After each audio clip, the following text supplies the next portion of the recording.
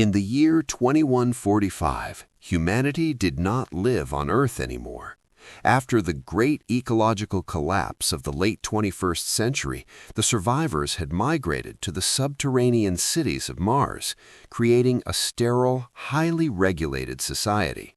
Dr. Elena Vance, a linguistic archaeologist, was one of the few people who still cared about the old world. While her colleagues were busy developing new terraforming algorithms, Elena spent her days in the archives, deciphering fragmented digital records from a civilization that had once breathed fresh air and watched the rain fall. Elena's life was predictable until the morning of the Aethelgard discovery. A deep space probe, originally launched centuries ago to monitor Earth's recovery, had returned to Martian orbit. However, it wasn't carrying data about atmospheric oxygen levels. It was carrying a signal, a rhythmic, complex pulse that originated from a location on Earth that shouldn't exist, a valley in the northern hemisphere that was supposed to be a frozen wasteland. "It's not an automated transmission, Elena," Director Holloway said, his voice echoing in the cold, metallic briefing room. He bypassed the security protocols on his tablet, projecting a 3D map of the North Atlantic. "The signal is intentional. It's structured like a language, but our AI cannot translate it. It lacks the mathematical foundation of modern Martian linguistics." Elena stared at the pulsing red dot on the map. If it's a language, it's an evolved one. It has layers of emotional resonance that we abandoned long ago for the sake of efficiency. Have you tried cross-referencing it with the Indo-European roots? Holloway sighed, looking older than his 60 years. "We tried everything. That's why we're sending you. We've prepared a stealth scout ship. You leave at 04 hours. Your mission is to identify the source and, if possible, establish contact." The descent to the ghost planet. The journey to Earth took 3 weeks. During the flight, Elena spent her time immersed in the signal. She wore high-fidelity headphones, letting the sounds wash over her. It sounded like a combination of cello music and the rustling of leaves, sounds she had only ever heard in synthetic recreations. It felt strangely familiar, like a half-forgotten memory from a dream. As the ship, the Icarus, entered Earth's atmosphere, Elena felt a substantial surge of anxiety. The planet was a swirl of violent grays and bruised purples. The clouds were thick with volcanic ash and chemical remnants of the past. But as they descended toward the coordinates, the sensors began to malfunction. "Commander, the electromagnetic interference is off the charts," the pilot shouted over the roar of the atmospheric friction. "The ship's navigation system is failing. I'm going to have to land her manually." The landing was anything but smooth. The Icarus skidded across a plain of obsidian glass, its hull screaming against the sharp surface. When the dust finally settled, Elena looked out the reinforced window. She didn't see a wasteland. She saw a forest. But it wasn't green. The trees were made of a translucent glass-like material, glowing with a faint violet light. This was Aethelgard. The first encounter. Elena stepped out of the airlock. Her environment suit hissed as it pressurized. The air outside was surprisingly calm. Despite the grim appearance of the planet from space, the valley was a sanctuary. The obsidian forest seemed to hum in harmony with the signal she had been studying. "Marcus, stay with the ship and try to restore the comms," Elena instructed through the radio. "I'm going to follow the frequency." As she walked deeper into the forest, she noticed that the trees reacted to her movement. They didn't just glow, they changed frequency. When she felt afraid, the violet light turned a sharp, jagged red. When she forced herself to breathe and calm down, the forest faded back to a soft lavender. "It's a neural network," she whispered to herself. "The entire ecosystem is alive and connected." Suddenly, the signal stopped. Silence, heavy and absolute, filled the valley. Elena reached a clearing where a massive obsidian structure stood. It was an obelisk covered with shifting, glowing runes. Standing at the base of the obelisk was a figure. It wasn't a robot, and it certainly wasn't a human as she knew them. It was a tall, slender being with skin that looked like polished marble and eyes that held the depth of a nebula. The being didn't speak with its mouth. Instead, the signal exploded in Elena's mind, clearer than ever. "You have returned to the cradle, daughter of the red dust, but you have forgotten to listen. You bring the silence of Mars to a world that is trying to scream." Elena fell to her knees, the sheer cognitive load of the telepathic connection making her dizzy. "Who are you?" she managed to gasp. The figure stepped forward, its movements fluid and ethereal. "We are the echoes of what you left behind. We are Aethelgard, and we have been waiting for the one who still remembers the words for rain." The transition from spoken language to the direct neural communion of the echoes was like trying to drink from a waterfall. Elena's mind felt flooded with sensory data, not just words, but textures, temperatures, and forgotten emotions. The being, who identified itself through a harmonic frequency that Elena translated as Kalen, stood perfectly still, yet its presence seemed to vibrate through the very ground beneath her feet. "You speak of the red dust as if it were a prison," Elena said, her voice sounding thin and fragile in the vast crystalline clearing. "Mars is our home. It is where we survived when this planet decided we were no longer welcome." Kalen's eyes, swirling with starlight, softened. "Survival is not the same as living, Elena Vance. Your people chose the safety of the machine over the precarious beauty of the biological. You traded your empathy for efficiency, and in doing so, you became silent to the universe." Kalen raised a hand toward the towering obsidian obelisk. The runes began to spin, shifting from violet to a deep, resonant gold. "Aethelgard is not a discovery for your archaeologists to categorize. It is a biological backup drive. When the Great Collapse happened, the Earth did not die. It compressed.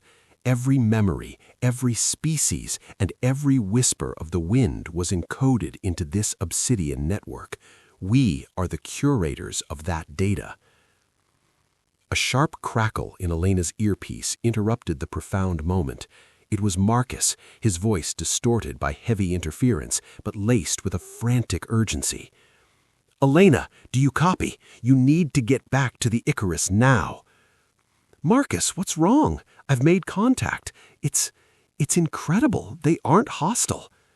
"It doesn't matter," Marcus hissed. "I just bypassed the encrypted secondary drive Halloway installed on the ship's mainframe.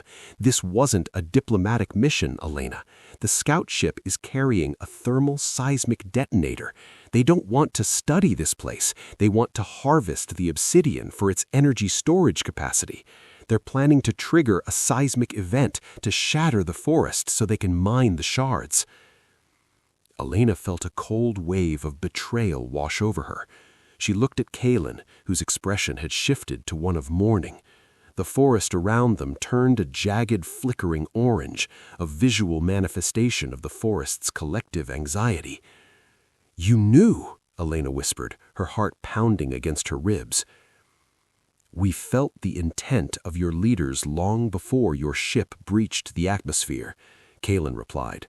"The greed of Mars is a frequency we recognize all too well. It is the same frequency that broke the world 3 centuries ago." Elena realized she was standing at a crossroads of history.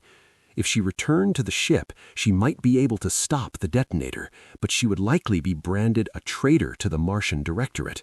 If she stayed, the forest and the sum of Earth's memories would be pulverized by the very people she called her own.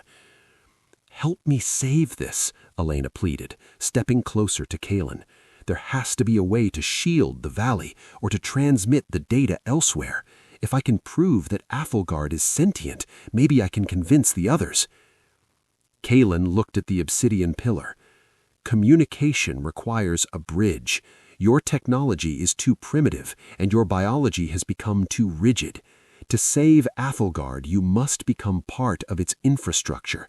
You must integrate with the network to broadcast a signal that even the most cynical Martian heart cannot ignore." The being pointed to a small indentation in the obsidian pillar, exactly the size of a human hand. "This is the interface. If you connect, you will see everything, but there is a risk. Your mind may not be able to find its way back to your body. You will become an echo." Elena hesitated for only a second. Behind her, in the distance, she could see the faint glow of the Icarus's engines as Marcus struggled to keep the systems online. Above, the gray clouds were parting, revealing the cold, metallic glint of the Martian orbital station, waiting for the signal to begin the harvest. "Do it," Elena said, her voice firm. She pressed her palm against the obsidian. The world didn't just disappear, it expanded. Suddenly, Elena wasn't just a woman in a suit. She was the roots of the trees, drinking mineral-rich water from deep underground. She was the wind whistling through the glass leaves. She was the 10,000-year-old memory of a whale singing in a long-gone ocean. The sheer volume of information was paralyzing. She felt the data stream of Earth, a colossal archive of every life that had ever existed. The smell of pine needles in a summer that ended 300 years ago. The feeling of a child's hand holding a parent's. The complex chemical mathematics of a blooming flower. Inside this digital biological ocean, she found the Martian signal. It was a cold, sharp blade of binary code cutting through the harmony of the forest. It was the command for the detonator. Target acquired. Seismic charge armed. Countdown 300 seconds. Elena began to fight back.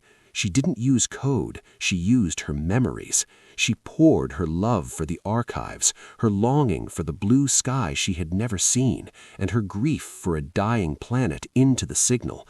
She forced the Martian computers to experience the weight of what they were about to destroy. The interior of the Vault of Heaven was unlike anything Silas had ever encountered. Instead of cold steel and flickering servers, the room was a cathedral of organic technology. Thick, translucent cables pulsed with a rhythmic blue light, looking more like veins than wires. In the center, a massive sphere of liquid mercury floated in a magnetic field, the core of the Aurelian Corporation's intelligence. "We're inside," Kira whispered, her silver eyes scanning the room for invisible laser grids. "But the Sentinel is active. I can feel the air pressure shifting. It knows there is a displacement in the room." Silas didn't waste time. He knelt by the primary console, his material hacking gloves humming as they synchronized with the sphere's magnetic frequency. "I need you to guard the perimeter. If the Sentinel manifests, your atmospheric stabilizer won't be enough to hide us anymore. I need 5 minutes to inject the Ichor into the core." As Silas began the process, he realized the virus Kira gave him wasn't just a simple program to fix the air filters. As he viewed the code through his holographic interface, he saw complex sequences of destructive commands. It wasn't meant to save the Undercity. It was designed to wipe the entire database, including the life support systems for the whole city. "Kira," Silas said, his voice dropping to a dangerous level. "This isn't a liberation script. This is a total system collapse. If I upload this, the air filters won't just open, they'll explode. Thousands of people in the Heights will die instantly." Kira didn't look back. She kept her weapon pointed at the entrance. "Collateral damage, Silas. You can't fix a rotten tree by trimming the branches. You have to pull it out by the roots. Do it, or we both die here for nothing." The manifestation of the Sentinel. Before Silas could argue, the air in the center of the room began to thicken. The liquid mercury from the core started to leak, forming a humanoid shape that stood 7 feet tall. It didn't have a face, only a smooth, reflective surface that mirrored Silas's terrified expression. The Sentinel didn't move with muscles, it flowed. With a sound like grinding glass, it lunged toward them. Kira fired her pulse rifle, but the blue bolts of energy passed through the liquid metal without causing any damage. "Kira, the core, now!" she screamed. Silas had a choice. He could upload the virus and cause a massacre to save the Undercity, or he could try to rewrite the code in the middle of a battle. His fingers flew across the holographic keyboard. He wasn't just a hacker, he was a molecular architect. He began to look for the master frequency of the mercury itself. "I can't let you kill everyone, Kira," Silas muttered. He didn't inject the virus into the core. Instead, he reversed the polarity of his gloves. He reached out and touched the floor. A wave of molecular vibration spread through the room. The reinforced carbon floor beneath the Sentinel's feet didn't break. It became liquid. The Sentinel plummeted into the subfloor, its heavy mass dragging it down into the structural foundations of the building. But the strain on Silas's gloves was too much. Sparks flew from his wrists, and he felt the smell of ozone and burning skin. The final override. With the Sentinel temporarily trapped, Silas turned his attention back to the Ichor. He took the crimson liquid and merged it with a different set of commands, ones he had spent his life perfecting in secret. "What are you doing, Kira?" yelled Kira, realizing the code had changed on the monitors. "I'm giving the control back to the people, not destroying the world." He slammed his hand onto the mercury core. The deep red liquid of the Ichor was absorbed into the silver sphere. For a second, everything went silent. Then, every screen in Neo Viridia, from the highest penthouse to the darkest alley, flickered to life. The DNA locks on the atmospheric filters didn't explode, they simply dissolved. For the first time in 80 years, the massive fans stopped pushing recycled air and began to pull in the atmosphere from the outside. It wasn't perfect. The air was still dusty and smelled of old rain, but it was real. Kira looked at the screens, her expression a mix of rage and realization. She had lost her weapon of mass destruction, but she had gained a world that could breathe. Before the backup security could arrive, Kira looked at Silas. "You're a fool, Silas Vane. You gave them a chance to fight back. They'll just find a way to lock the doors again." "Then I'll just find a way to break them again," Silas said, clutching his burnt arm. "That's what an architect does." When the peacekeepers stormed the vault, the room was empty. All they found was a broken pair of gloves and the smell of fresh air. The city of Neo Viridia did not wake up to a utopia. While the fresh air from the outside was a miracle for the suffocating masses of the Undercity, for the Aurelian Corporation, it was a declaration of war. Within hours of the Vault of Heaven's breach, the sky streets were filled with enforcer drones. The elite weren't just angry about the stolen oxygen, they were terrified of the loss of control. Silas Vane was now the most wanted man on the planet. He was hiding in an abandoned subway tunnel, nursing his severely burnt arm. The molecular vibration from his gloves had saved his life, but it had also left his nervous system in a state of constant painful hum. "You should have stayed in the shadows, Silas," a voice echoed through the tunnel. Silas didn't reach for a weapon. He knew that voice. It was Arlo, his old mentor, and the man who had taught him the fundamentals of molecular architecture. Arlo stepped into the dim light, looking older and more mechanical than Silas remembered. Half of his face was now a brass-plated prosthetic. "They're calling it the Great Contamination, Silas. The corporation is telling the public that the outside air is toxic. They are planning to seal the city in a permanent vacuum dome. If they do that, the Undercity will be purged to save resources." The resistance gathers. Silas stood up, his legs feeling like lead. "I didn't open those vents just to watch them build a bigger cage, Arlo. The air is real. People can feel the difference. They won't go back to the masks." "Feelings don't stop bullets," Arlo countered. "But I have something that might. Kira isn't the only one with a plan. There's a group of engineers in the scrap yards. They've built a broadcast jammer that can disable the enforcer drones, but it needs a high-frequency pulse to start. It needs your gloves." Silas looked at his broken equipment. "The gloves are fried. The internal circuitry is melted." "Then we go to the iron graveyard," Arlo said, his mechanical eye glowing. "There are enough parts there to build a god. But the graveyard is guarded by the scavenger kings, criminals who aren't interested in revolution, only in profit." The iron graveyard. The graveyard was a massive valley of discarded technology located on the outskirts of the city. It was a place where giant robotic arms and rusted spaceships formed a landscape of jagged metal.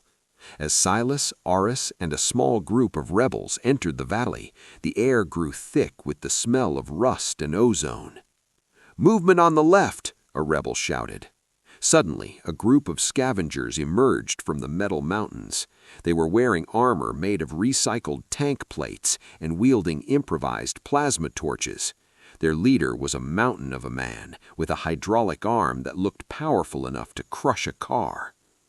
"This is our territory," the leader growled. "What does a High Heights architect want with our trash?"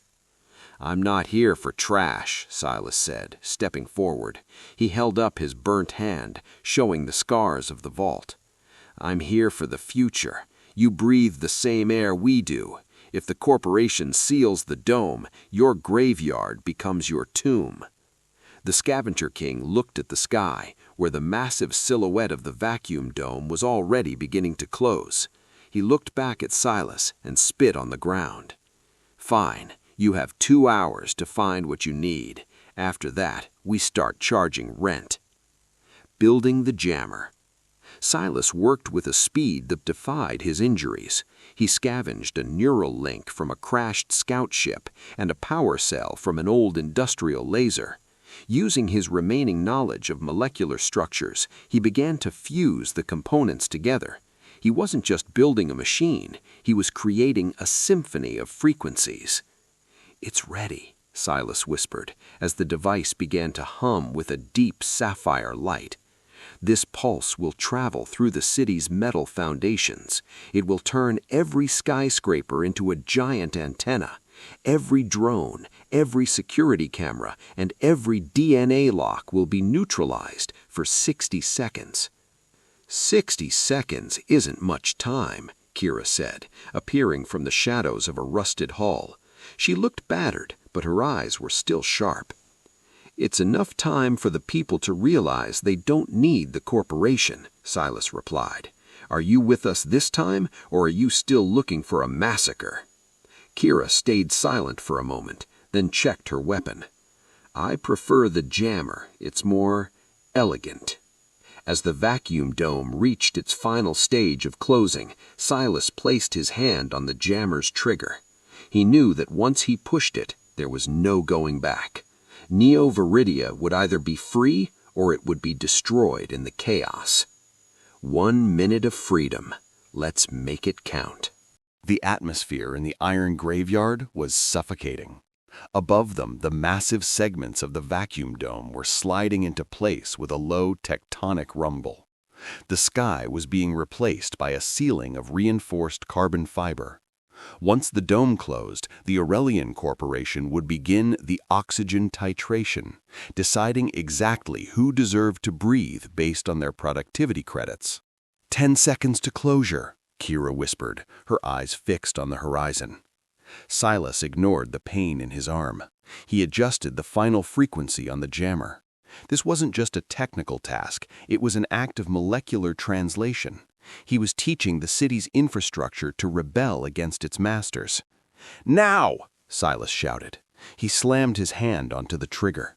A massive pulse of sapphire energy shot downward into the scrap metal beneath them. The sound was deafening, not a bang, but a deep, vibrating hum that felt like it was pulling the iron out of Silas's blood. The effect was instantaneous. In the distance, the hundreds of enforcer drones hovering over the Undercity suddenly stopped. Their red lights flickered, turned blue, and they fell from the sky like dead birds. The holographic advertisements that usually blinded the citizens vanished, leaving the streets in a rare, natural darkness. The Great Standoff. For exactly 60 seconds, Neo Viridia was a ghost city. No cameras, no locks, no digital surveillance. In that minute, the people realized the corporation wasn't a god, it was just a machine that could be unplugged. "We have to move," Arlo urged, pointing toward the Aurelian command tower. "The jammer only affects the wireless grid. The hardwired systems will reboot in 50 seconds. If we don't reach the manual override for the dome now, we're trapped in here with them." They raced through the industrial districts, using the chaos to their advantage. Without the AI-guided security, the elite guards were confused and uncoordinated. Silas led the way, using his material hacking knowledge to bypass the physical barriers that the jammer couldn't touch. However, as they reached the base of the tower, a familiar figure stepped out from the shadows of the main entrance. It was the Sentinel. But it wasn't a liquid mercury ghost this time. It had integrated with a massive four-legged combat chassis, a terrifying blend of organic metal and heavy artillery. "Silas Vane," the machine spoke, its voice a synthesized choir of 1,000 voices.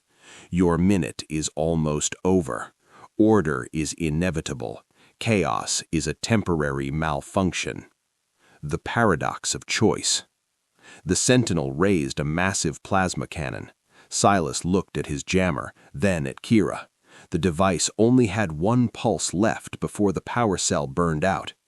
"If I use the pulse on the Sentinel, the jammer dies," Silas said, the realization hitting him like a physical blow. "But if I don't, it will kill us before we reach the override. If I use it now, the dome stays closed forever." "Give it to me," Kira said, reaching for the device. "I can overclock the battery. I can make the pulse reach the dome's sensors and hit the Sentinel, but someone has to stand behind to stabilize the output. The feedback will be lethal." Silas looked at the woman who had started this journey as a cold-blooded revolutionary. He saw the sweat on her forehead and the fear in her silver eyes. She wasn't looking for a massacre anymore. She was looking for a sacrifice. "No," Silas said, stepping in front of her. "I'm the architect. I built this mess, and I'll be the one to finish it." Silas grabbed the jammer and ran directly toward the Sentinel. The machine fired, a bolt of superheated plasma scorching the air next to Silas's head. He didn't flinch. He used his knowledge of molecular density to calculate the exact moment the Sentinel's armor would be most vulnerable during its next reload cycle. "Hey, Tin Man, let's see how you handle a real frequency." As the Sentinel lunged, Silas didn't trigger the jammer at a distance. He slammed the device directly into the machine's chest plate and triggered the final, overloaded pulse. The explosion of blue light was so intense that it blinded everyone in the district. The sapphire energy climbed up the side of the tower like a glowing vine, reaching the very top of the vacuum dome. The Sentinel's chassis didn't just break, it vibrated until it turned into metallic dust. The sapphire pulse hit the dome's locking mechanism, causing a massive short circuit. One by one, the segments of the dome began to slide back. Silas was thrown backward by the force of the blast. He hit the ground hard, the world spinning in shades of blue and black. He could hear people shouting, not in terror, but in triumph. For the first time in a century, the citizens of Neo Viridia could see the moon without a filter. Kira and Arlo ran to his side. Silas was alive, but his hands were glowing with a faint residual energy. He had become a living conduit for the frequencies he had mastered. "The dome is open," Kira whispered, looking at the stars. "Truly open." "It's just the beginning," Silas gasped, coughing up the taste of copper. "Now we have to teach them how to build a world that doesn't need a vault."